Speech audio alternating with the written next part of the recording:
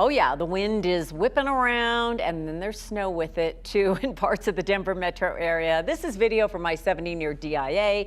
The storm is going to stick around through the morning. CDOT is already warning of blizzard conditions on the eastern plains and Palmer Divide. And it's really coming down the mountains. Check this out. Whew.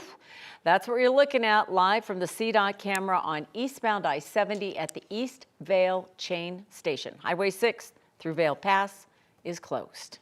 Good evening. I'm Kim Christensen. And I'm Mark Salinger. Hope you enjoyed these last couple days where it felt like spring, because that is come and gone and it's winter all over again. We start tonight with 9 News meteorologist Kathy Sabin. Kathy, this storm will have different impacts depending on where you are.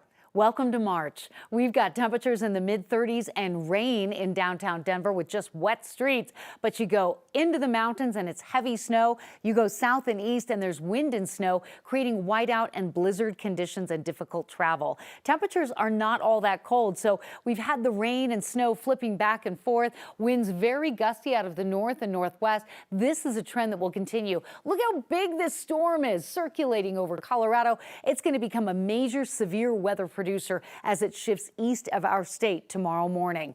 Rain and snow showers moving from north to south. This will be a trend throughout the evening. We've had gusty winds to 40 and 50 miles per hour. A little lull in the action for some areas, but the next wave is coming in. For some areas, it'll be all snow and wind. Blizzard warnings out for the Palmer Divide all the way out to Nebraska. We have winter weather advisories and a winter storm warning for heavy mountain snow. This is the area we're concerned about for the worst travel and potential road closures. Palmer Divide, Monument Hill, Castle Rock, out toward Byers and Dare Trail. For Denver, rain and snow and lots of wind. And so we've got our boots on the ground out there. Our Janelle Finch is in Centennial tonight, where that's kind of right on the line of the rain, snow, and wind. How are conditions where you are? Well, we're getting the rain out here, we're getting the snow out here. Luckily, not too windy. We came over here from Edgewater, if you're joining us from 9 o'clock, which of course you are. This is 9 News. Why would you go anywhere else? If you're joining us from 9 o'clock, we were in Edgewater at the top of that hour. Took I-25 to come down this way. Luckily, really not too bad of road conditions. Like you were saying, I-70 looked a little bit dicey.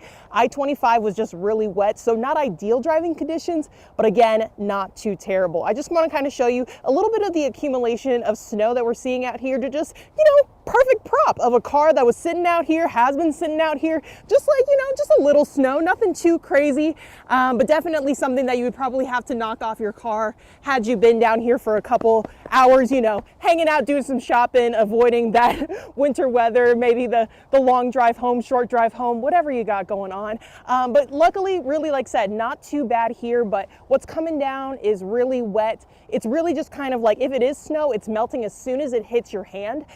But like you said, it could get a lot worse than this, and it looks like it is a little bit worse further south, but it's something that we're going to keep tracking, you're going to keep tracking, and like I said, 9 News, why would you go anywhere else? We're going to keep tracking this, so this is the place to be for all of that information. But until then, live in Centennial, Janelle Finch, 9 News. I'll send it back to you in the studio. Janelle, I feel like we owe you like a cup of tea or a cup of coffee or something for being out there this evening. Thanks for tracking the conditions out in the cold. Stay warm.